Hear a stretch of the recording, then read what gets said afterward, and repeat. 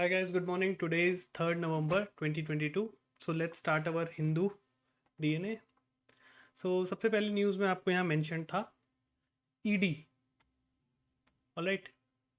सो ED के बारे में यहाँ मेंशन था ED summons Hemant Soren in illegal mining case. So हमारे लिए यहाँ पे प्रीलिम्स पॉइंट ऑफ व्यू से बहुत इंपॉर्टेंट हो जाता है ED as an organization. So Enforcement Directorate ये कब स्टैब्लिश हुआ, किस एक्ट के तहत इनके पास पावर है. तो दो एक्ट हैं जिसके जो मतलब एम्पावर करते हैं ईडी को टू टेक सर्टेन एक्शन. सो पहला है prevention of money laundering act and दूसरा है फेमा. सो आपका काम क्या रहेगा, सर्च ईडी या एनफोर्समेंट डायरेक्टर यूपीएससी, आपको पेज मिल जाएगा उससे. इससे और भी जो इंपॉर्टेंट फैक्ट्स है वहाँ से आप नोट डाउन कर सकते हो. No need to read this. Okay. Then second था आपका DMK seek support for recalling Tamil Nadu governor. एक चीज़ आप लोगों ने ऑब्जर्व की होगी इस पूरे हफ्ते या पिछले 10 दिन से मैं बात करूं, गवर्नर और चीफ मिनिस्टर में जो इशू चल रहा है वो पॉइंट आउट करता है कि सेंटर एंड स्टेट के जो रिलेशंस हैं it is not going smoothly, जहाँ पे अलग अलग पार्टीज़ हैं. ठीक है. अब तो हमारा यहाँ पे ये एज अ केस स्टडी बन जाती है. केरला वाले में जो गवर्नर का इशू है, दूसरा तमिलनाडु को. इनको आप नोट डाउन करके रखो. इस न्यूज़ को हम नहीं बहुत कवर करने वाले हैं, बट ये दो केस स्टडी रहेंगी जब भी गवर्नर के बारे में कुछ क्वेश्चन अगर आपको मेंस में स्पेशली GS2 में पूछा जाएगा तो वहाँ पे ये केस स्टडी हम मेंशन कर सकते हैं. या सेंटर स्टेट रिलेशन का जो प्रेजेंट सिनारियो इंडिया में, तो कौन कौन से कन्फ्लिक्टिंग इश्यूज़ हैं तो आप वहाँ पे मेंशन कर सकते हो कि द गवर्नर इशू हमेशा से चलते आता है. पिछले साल ये वेस्ट बंगाल में था, इस बार केरला और तमिलनाडु न्यूज़ में. तो आप देखना हर साल कोई ना कोई स्टेट रहेगा जहाँ पे जब रूलिंग पार्टी और आपका जो स्टेट पार्टी है एंटी रहती है. ठीक है. सो आपको क्या करना है, एज अ केस स्टडी इसको नोट कर लेना. राइट. देन यहाँ पे एक बहुत ही सैड न्यूज़ थी कि जो सेवा की फाउंडर थी उनकी डेथ हो गई. तो यहाँ पे जो सेवा है ये क्या चीज़ है. So it is basically a self help group. Right. तो GS पेपर 3 इसमें sorry GS paper 2 self help groups and NGOs mention किया गया है. ऑलराइट. तो आप ये case study as a example use कर सकते हैं कि सेवा ने बहुत बड़ा काम किया है वुमेन्स अपलिफ्टमेंट में. राइट. इस वजह से जो इनकी जो फाउंडर थी इलाबेन भट्ट, इनको बहुत ज़्यादा अवार्ड्स भी मिले थे. राइट. नेशनल और international award. Globally recognize leader थी. तो इनको as a example as a case study आप मेंशन कर सकते हो GS पेपर 2 में भी, और एज वेल एज एथिक्स या वुमेन अपलिफ्टमेंट के ऊपर कोई क्वेश्चन आता तो वहाँ पे एज एन एग्जांपल ये आप नोट कर सकते हो कि इस डायरेक्शन में बहुत लोग काम कर रहे हैं. One of them was Ilaben Bhatt. Right. Okay. So these are all case study, you have to note it down. Secondly आपको यहाँ पे इसराइल के बारे में न्यूज़ थी कि अगेन यहाँ पे प्राइम मिनिस्टर और प्रेसिडेंशियल इलेक्शंस चल रहे हैं. कभी नेतन्याहू बन रहे हैं, कभी कोई और जो उनके पार्टनर है. इनके बीच में अभी एग्रीमेंट हुआ था कि 3 साल आप रहना, 3 साल मैं रहूँगा, ऐसा करके. तो देखो इसराइल न्यूज़ में है. सो इट इज़ इसको हम कनेक्ट करेंगे प्लेसेस इन न्यूज़ से. Places in news. Okay. So Israel अब आपके लिए इंपॉर्टेंट हो जाता है. तो इसराइल कहाँ पे लोकेटेड है, इसकी नेबरिंग कंट्रीज़ क्या है, मैं आपको शो भी कर देता हूँ. सो ये है इसराइल. इसमें एक जो कन्फ्लिक्ट जो चल रहा है बीच में, दो प्लेसेस का नाम है. एक गजा स्ट्रिप यहाँ पे on the west and the West Bank. Okay. Golan Heights, इस पर यूपीएससी ने डायरेक्टली क्वेश्चन पूछा हुआ था, UPSC 2017. Golan Heights often seen in news, ये कहाँ पे लोकेटेड है. It's a part of Syria. तो इसराइल एंड नेबर्स आप देख लीजिए. इसराइल से यहाँ लगा हुआ है जॉर्डन, ये वेस्ट बैंक है, यहाँ पे सी ऑफ गैलीली है. ओके. गोलन हाइट्स हो गया.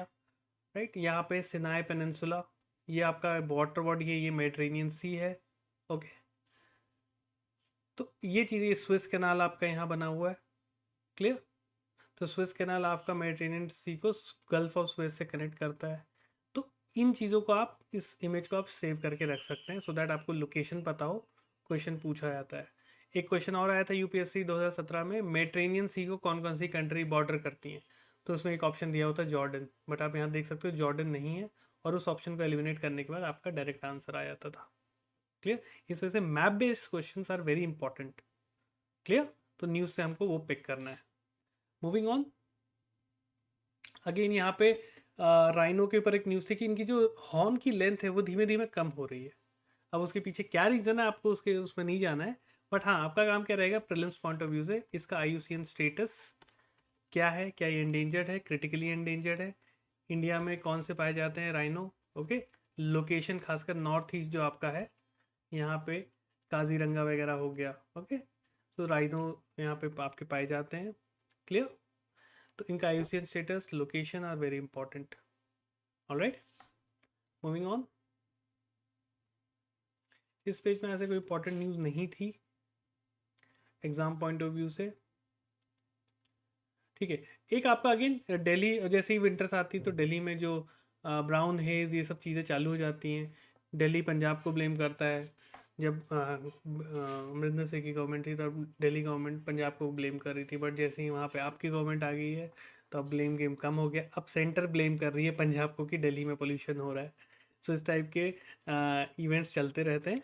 हाउएवर हमें यहाँ पे क्या काम करना है, इसमें एयर क्वालिटी इंडेक्स के बारे में मैंशन है, तो आप लोग ध्यान रखना एयर क्वालिटी इंडेक्स के बारे में एक बार गूगल सर्च कर लेना, and central pollution control board, इन दो के बारे में देख लेना ये किस एक्ट के तहत बना था, इनकी पावर्स क्या क्या होती हैं। एयर क्वालिटी इंडेक्स में आप चेक कर लेना कौन कौन सी गैसेस इसमें रहती हैं।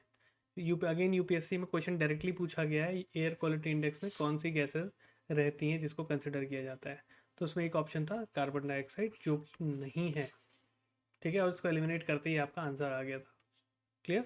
तो इसमें हम आपको न्यूज़पेपर के साथ साथ बहुत से ऐसे एस्पेक्ट्स को भी बताएंगे जैसे एलिमिनेशन टेक्निक, ये सारी चीज़ें, और आने वाले टाइम में आपके लिए हम एक प्रीलिम्स का पूरे इनिशिएटिव लेके आएंगे जिसमें आपको कुछ क्वेश्चंस कराए जाएंगे, कैसे एलिमिनेशन करना है, कैसे एक होता है लॉजिकल गेसिंग उसे करनी है, सारी चीज़ें हम आपको कवर कराएंगे, क्लियर।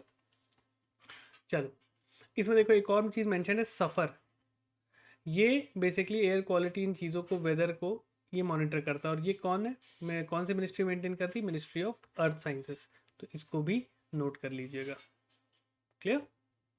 चलो, मूविंग ऑन, ठीक है। देखो ये एक बहुत ही सैड न्यूज़ है, इसमें बेसिकली त्रिपुरा के एक मिनिस्टर हैं, उनका जो बेटा है उसको रेप केस में उसको चार्ज किया गया है। सो ये चीज़ें शो करती हैं कैसे क्रिमिनलाइजेशन ऑफ पॉलिटिक्स हो रही है, राइट। मतलब उनको तो जो कोई मिनिस्टर है उनको तो एग्जाम्पल सेट करना चाहिए कि यार देखो हमारे यहाँ ऐसी चीज़ें हो रही हैं, मैं हमारा बच्चा देखो ये चीज़ किया, उसको पब्लिक के लिए वो अवेयर होना चाहिए, पब्लिक के लिए उसको काम करना चाहिए, बट उनका नाम गलत चीज़ों में आ रहा है। सो ये चीज़ें एथिक्स में आप ये चीज़ नोट कर सकते हो, जैसे गांधी जी ने बोला था ना politics without morality is a sin, तो आप वहाँ पे ऐसे केस स्टडीज़ को मेंशन कर सकते हो कि आज के टाइम में हमारे पॉलिटिकल जो लीडर्स हैं they are so much indulge in some sort of criminal activities, और आप वहाँ पे डेटा भी मेंशन कर सकते हो कि रिसेंटली जो लोकसभा में अराउंड 24% जो लीडर्स हैं उनके खिलाफ क्रिमिनल केसेस कहीं ना कहीं कुछ पेंडिंग है, ओके। तो ये वाले एज अ केस स्टडी आप अपने एथिक्स और इन जगह आप लिख सकते हैं, ठीक है। तो just for the case study इसको आप बना के रख लेना, एथिकल पॉइंट ऑफ व्यू से भी it is a very upsetting news, alright, moving on. So this will be used as a case study, clear, moving on. देखो अगेन वही सिमिलर, मेघालय के पुलिस ऑफिसर को परचेज स्कैम में पकड़ा गया है। सो ये क्या है, ये अगेन एथिक्स में आप यूज़ कर सकते हो, जो सिविल सर्वेंट्स की मोरालिटी है, सिविल सर्वेंट्स की अकाउंटेबिलिटी है, उसमें ऐसे केसेस को आप मेंशन कर सकते हो कि इस टाइप के केसेस आ रहे हैं कि जो गवर्नमेंट ऑफिसर है, जो सिविल सर्वेंट है, be it the police officer, be it an IAS officer, उनको पब्लिक के हेल्प के लिए किया गया है, उनको करप्शन से दूर रखना है, बट वो इस टाइप के केसेस जो हम देख रहे हैं वो शो कर रहा है कि कैसे पब्लिक सर्वेंट और सिविल सर्वेंट जो हैं ये उन चीज़ों को, प्रिंसिपल्स को फॉलो नहीं कर रहे हैं, and they are not acting ethically, okay. So note it down as a case study to उसको यहाँ पे एथिक्स वगैरह में यहाँ पे यूज़ कर सकते हैं, ओके। चलिए, नेक्स्ट आपका था Uttarakhand defending wrong doings on the tree Fehling in Corbett, तो यहाँ पे फॉरेस्ट सर्वे ऑफ इंडिया के बारे में, तो again prelims point of view से इंपॉर्टेंट ये आता है फॉरेस्ट सर्वे ऑफ इंडिया क्या है, फॉरेस्ट सर्वे इंस्टीट्यूट क्या है, कहाँ पे लोकेटेड है, इनका वर्किंग क्या होता है। अगेन यहाँ पे कॉर्बेट टाइगर रिजर्व और पखरो टाइगर सफारी प्रोजेक्ट, ये दो देख लेना कहाँ पे लोकेटेड हैं ये, ठीक है। टाइगर का IUCN स्टेटस। सो एक न्यूज़ से हम बहुत सारी चीज़ें कवर कर सकते हैं। अगेन इसमें NGT का मेंशन है, नेशनल ग्रीन ट्रिब्यूनल, ये किस एक्ट के तहत बनी है, क्या इसका फंक्शन है, हमेशा ये दो चीज़ें हमेशा ध्यान रखना। कोई भी ऑर्गेनाइजेशन हेडक्वार्टर्स, उनका फंक्शन, उनकी वो किस एक्ट से बना है, ये चीज़ें प्रीलिम्स के लिए बहुत इंपॉर्टेंट हो जाता है। ओके, नेक्स्ट अगेन एनवायरनमेंट से रिलेटेड आपका पनामरम हेरोनरी, ये केरला में सिचुएटेड है। Okay, Malabar region. तो यहाँ पे बहुत सारे थ्रेटेंड स्पीशीज जो बर्ड्स के ये पाए जाते हैं, तो ये इसका लोकेशन आपको ध्यान रखना है। मैच द फॉलोइंग या करेक्ट पेयर मैच वाले क्वेश्चन में पूछा जा सकता है। कुछ 3-4 बर्ड सेंचुरी या वाइल्ड लाइफ सेंचुरी आपको दे देगा, 1 2 3, ठीक है, और आपको मैच बताना होगा which of the following pair are correctly matched. तो वहाँ पे ये क्वेश्चन पूछा जा सकता है आपसे। Excuse me. Now moving on to next. So यहाँ पे एक न्यूज़ थी कि एक एलिफेंट था, ये लाइव वायर के आने में इसकी डेथ हो गई थी। तो ये कहाँ पे है, यहाँ पे एक मेंशन किया गया है वाइल्ड लाइफ सेंचुरी का, Koundinya, Koundinya, Koundinya is in Chittoor of Andhra Pradesh. तो ये भी आप नोट करके रखते हैं। ये सब प्लेसेस इन न्यूज़ में, नेशनल पार्क इन न्यूज़ में, ये सब आपके आ रहे हैं पेपर में, मतलब एग्जाम में आने के इसके चांसेस हैं। ओके, सो एक आप अलग से बना लीजिएगा अपनी कॉपी में, नेशनल पार्क्स इन न्यूज़ या वाइल्ड लाइफ सेंचुरी न्यूज़, और इन सबको नोट करके और इनका लोकेशन ये आप ध्यान में रखिएगा, ठीक है। नेक्स्ट आपका अगेन GM मस्टर्ड के ऊपर बड़ा इशू चल रहा था। तो यहाँ पे एक अगेन आर्टिकल है, तो इस आर्टिकल को आप पढ़ सकते हैं, इसको अच्छे से पढ़िएगा। इसमें कुछ कुछ चीज़ें प्रीलिम्स पॉइंट ऑफ व्यू से इंपॉर्टेंट है। पहला है जेनेटिक इंजीनियरिंग अप्रेजल कमेटी, ये क्या है, इसका फंक्शन क्या है, राइट, क्या क्या ये अप्रूवल दे सकती है, इसको आप ज़रूर देखिएगा। ओके, जैसे 2009 में जेनेटिक इंजीनियरिंग अप्रेजल कमेटी ने BT ब्रिंजल को क्लियर किया था एज अ फूड क्रॉप, पहला फूड क्रॉप था, फर्स्ट फूड क्रॉप जिसको इसने अलाउ किया था कि इसको उगाइए। हाउएवर इनका जो डिसीजन था, यूपीए की गवर्नमेंट थी उस टाइम, उन्होंने बहुत प्रोटेस्ट हुआ कि नहीं करना चाहिए, नहीं करना, तो इन्होंने इसको ओवररूल कर दिया, रोक दिया। अब वैसे ही इस बार DMH11 GM मस्टर्ड के लिए ये चीज़ की जा रही है। क्लियर। अब यहाँ पे एक टेक्नोलॉजी का नाम है क्रिस्पर, अगेन यूपीएससी में क्वेश्चन पूछा गया है, यूपीएससी 2019 में। सो it is a gene editing technology, इसके बारे में भी थोड़ा सा गूगल कर लेना, क्रिस्पर क्या है, इससे क्या होता है। तो ये सारे चीज़ें, ये सब पॉइंटर्स हैं जो हमको पिक करने हैं for prelims point of view. Okay, अभी इसी टॉपिक के ऊपर, GM मस्टर्ड के ऊपर, अभी आपके एक पूरा आर्टिकल है जो आपको मेंस पॉइंट ऑफ व्यू से वो आपको उस टॉपिक को तैयार कर देगा। मैं भी आगे आपको शो करता हूँ, ठीक है। तो ये हो गया। नेक्स्ट आपका था एक आर्टिकल आया था, the most dangerous moment since 1962। तो ये बेसिकली वर्ल्ड सिनारियो के बारे में बता रहा था, क्यूबन मिसाइल क्राइसिस, फलाना 10 चीज़ें थी। इसमें आपको यहाँ पे मेंशन किया गया NATO। So NATO as an organisation prelims point of view से अगेन इंपॉर्टेंट हो जाता है, कौन कौन इसके मेंबर्स हैं, इसके ये कब हेडक्वार्टर कहाँ है, कब इसका फंक्शन क्या है। ऑलराइट, सो NATO पढ़ने तो साथ में वॉर्सो पैक्ट भी आप तैयार कर लेना, वॉर्सो पैक्ट। ओके, सो इसमें आपको बस यही चीज़ देखनी है, नथिंग मोर। मूविंग ऑन, ये बहुत एक अच्छा आर्टिकल था, chance to expand the world's biosphere footprint. So यहाँ पे मेंशन किया गया है world network of biosphere reserve, UNESCO world network of biosphere reserve. So इसमें एक बहुत अच्छी लाइन दी गई है कि Bangladesh, Bhutan and Nepal do not have biosphere as yet, but इनको मैन एंड बायोस्फीयर रिजर्व का जो इनिशिएटिव उसमें लाने की बात की जा रही है। तो ये चीज़ ध्यान रखना, ये सबसे इंपॉर्टेंट पॉइंट यही है, ठीक। ये कब बना था ये आप देख लेना, इसमें दिया 1971 में। और बायोडाइवर्सिटी कंजर्वेशन क्या इसका जो मेन मकसद था। क्लियर, ये वाला पॉइंटर पढ़ लीजिएगा। इसमें इंडिया में कितने, जो पहला बायोस्फीयर रिजर्व था जो इसको यूनेस्को ने डेजिग्नेट किया था अंडर MAB, वो था आपके नीलगिरी ऑफ तमिलनाडु, इसको ब्लू माउंटेन्स भी बोलते हैं, ठीक है। तो ये चीज़ यहाँ से आपको पढ़नी है, ठीक। टाइम मिलेगा तो आप पूरा आर्टिकल पढ़ सकते हो, एल्स आप एटलीस्ट ये 2 पैराग्राफ्स तो बिल्कुल अच्छे से तैयार करके नोट कर लेना। क्लियर। नेक्स्ट, इस पेज पे कोई खास न्यूज़ नहीं थी। अब ये देखिए, the new hybrid variant of mustard, DMH11, धारा मस्टर्ड हाइब्रिड 11, इसको फुल फॉर्म बोलते हैं। तो इसका पूरा कि क्या इशू है, ठीक है। DMH11, व्हाट इज DMH11, क्या चीज़ है, ठीक है। हाइब्रिड मस्टर्ड वेराइटी क्या बेटर होती हैं, इशू क्या है इसका, और इसका what should be the way forward. ये पूरी चीज़ें दी हैं। इस आर्टिकल को अच्छे से पढ़ के इसके शॉर्ट नोट्स बना लीजिएगा, एकदम क्रिस्प पॉइंट, 3-3 पॉइंट हर सब टॉपिक के। ओके, तो आपका एक पूरा मेंस का आंसर रेडी हो जाएगा। जिस्ट यहाँ पे दिया ही हुआ है आपको, क्लियर। तो ये चीज़ कर लीजिएगा।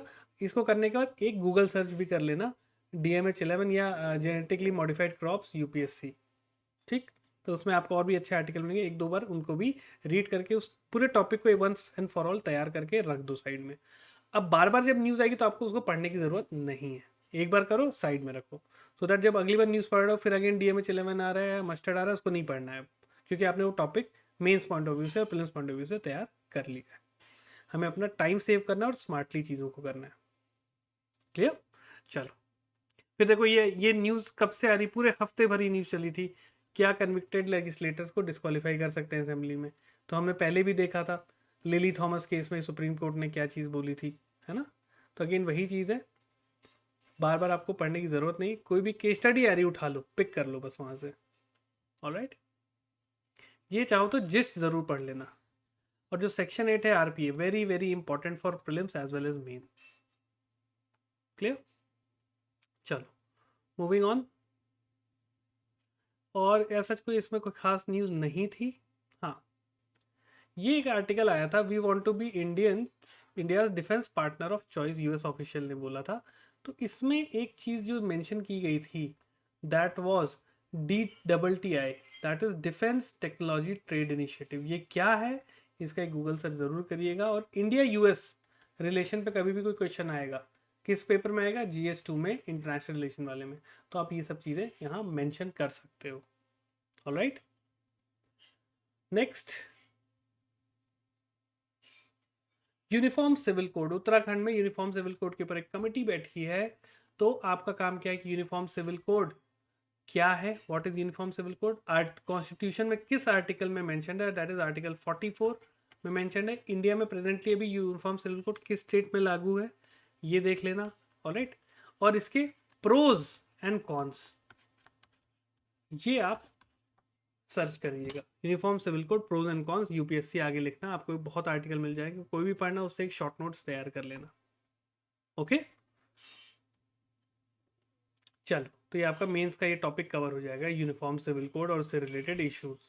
केस स्टडी के तौर पे इस आर्टिकल को आप देख सकते हो, वैसे आपको गूगल सर्च में भी बहुत सारे केस स्टडी मिल जाएंगे, ठीक है। उत्तराखंड लाना चाह रहा है, इसको आप वे फॉरवर्ड में कहीं मेंशन कर सकते हो, क्लियर। चलिए next is centre doubles fertiliser subsidies prices see surge. तो ये बहुत एक अच्छी न्यूज़ है। ओके, अब यहाँ पे एक ये वाला पैराग्राफ ज़रूर पढ़ लेना। तो जो फर्टिलाइजर्स होते हैं उसमें 2-3 टाइप की चीज़ें होती हैं। एक होता है नाइट्रोजन बेस्ड फर्टिलाइजर, फॉस्फोरस और पोटैश, जिसको हम NPK बोलते हैं। सल्फर होता है आपका फॉस्फेटिक और पोटेशियम के लिए, राइट।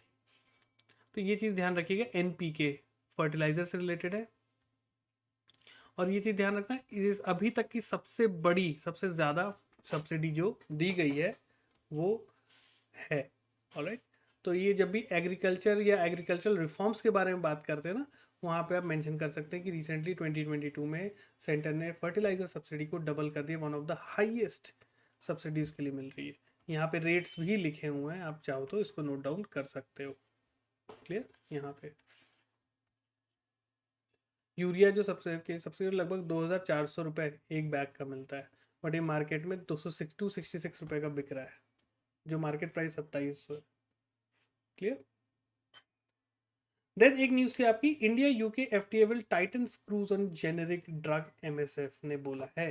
तो यहाँ पे MSF बहुत इंपॉर्टेंट हो जाता है, मेडिकल साइंस फ्रंटियर, इनको डॉक्टर्स विदाउट बॉर्डर्स बोलते हैं। ऑलरेडी UPSC 2016 या 15 में ये क्वेश्चन डायरेक्टली आया हुआ था, what who are medical science frontier often seen in news, so these were doctors without borders.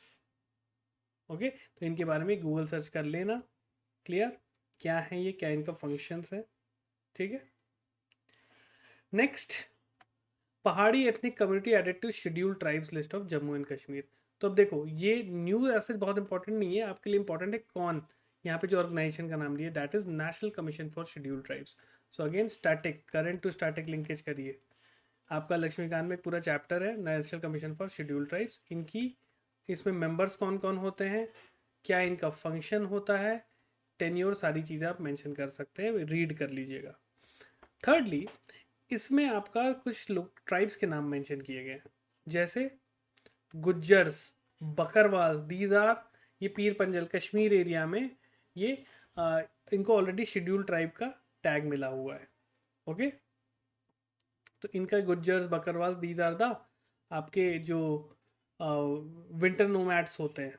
Okay, इनको बोलते हैं, ये क्या इनका काम क्या रहता है, आपने एनसीईआरटी में भी पढ़ा होगा, जैसे ही सर्दियाँ आती हैं ये पहाड़ से नीचे आ जाते हैं प्लेन एरिया में, और जैसे ही गर्मी आती है वापस चले आते हैं पहाड़ी एरिया में ऊपर साइड, क्योंकि ग्रासेस रहती हैं। ये इनको ट्रांस ह्यूमन्स एक्टिविटी भी बोलते हैं। ओके, सो सर्दियों में नीचे आ जाते हैं, गर्मियों में वापस ऊपर चले आते हैं अपने जानवरों भेड़ वगैरह को लेके, जो घास उगती है उसमें वो उनको खिलाते हैं। ठीक है, पीर पंजल का नाम दिया, पीर पंजल कहाँ पे लोकेटेड है आप लोग मुझे कमेंट सेक्शन में बताएंगे। एनसीईआरटी में डायरेक्टली एक लाइन दी हुई है, पीर पंजल, दो माउंटेन रेंजेस के उनके बीच में एक कश्मीर वैली है। ठीक है, ग्रेट हिमालयस और तो पीर पंजल, राइट। तो इसको आप अपने ज्योग्राफी पॉइंट ऑफ व्यू से भी तैयार करिएगा। क्लियर, पॉलिटी वाला part national commission for schedule caste schedule tribe हो गया, और ज्योग्राफी वाला पार्ट इन चीज़ों को आपको एनसीईआरटी से पढ़ लेना है। क्लियर, पीर पंजल कहाँ पे है, ये ट्राइब्स के नाम याद रख लेना, दैट्स इट। क्लियर, नेक्स्ट यहाँ पे है, in U turn Sunak says he will attend COP 27 in Egypt. तो पहली चीज़ आप देख लेना कॉन्फ्रेंस ऑफ पार्टी होती क्या है, ये कब इसका ओरिजिन हुआ था, इसका फंक्शन क्या होता है, ये तैयार कर लेना। नेक्स्ट आपको COP 21 पेरिस, ये एक माइलस्टोन था, पेरिस क्लाइमेट डील जिसे बोलते हैं। इसमें इंडिया ने कुछ अपने INDCs फिक्स किए थे कि हम भाई इतने साल तक कार्बन डाइऑक्साइड ख़त्म कर देंगे, रिन्यूएबल एनर्जी इतना हम टारगेट कर रहे हैं। तो इसके आपको टारगेट्स देख लेने हैं। और COP 27 नेक्स्ट कहाँ हो रहा है, इजिप्ट में, ये आपको ध्यान रखना है। तो प्रिलिम्स पॉइंट ऑफ व्यू से इन 3-4 चीज़ों को आपको तैयार करके नोट डाउन करके रखना है। ओके, ये बहुत हेल्प करेगा आपको एनवायरनमेंट वाले पार्ट में। सो यहाँ तक था हमारा, मोस्टली जो हमने इंपॉर्टेंट चीज़ें कवर करनी थी कर ली। ओके, आई थिंक आपको क्लियर हुई हैं चीज़ें, कैसे अप्रोच कर रहे हैं हम न्यूज़पेपर को। ये वीडियोस डेली आप 10-15 मिनट का वीडियो रहता है मुश्किल से, सो आप देख लिया करो, देन आप अपना न्यूज़पेपर उठाया करो और इसी अप्रोच को फॉलो करो। अननेसेसरी आपका टाइम ख़राब नहीं होगा, काम की चीज़ें आपको केवल उठानी है प्रीलिम्स पॉइंट ऑफ व्यू से और मेंस पॉइंट ऑफ व्यू से, और हम केवल ऐसी चीज़ें पढ़ेंगे जिसका हम यूज़ कर पाएँ। फैक्ट्स है, प्रीलिम्स में काम आएगा, केस स्टडीज है, मेंस में मैं अपने आंसर में लिखूंगा। ठीक, दैट्स इट, और कुछ भी अननेसेसरी स्टफ नहीं पढ़ना है, टाइम सेव करना और स्मार्ट स्टडी करनी है। चलिए अगले वीडियो में आपसे मिलता हूँ, have a great day, bye.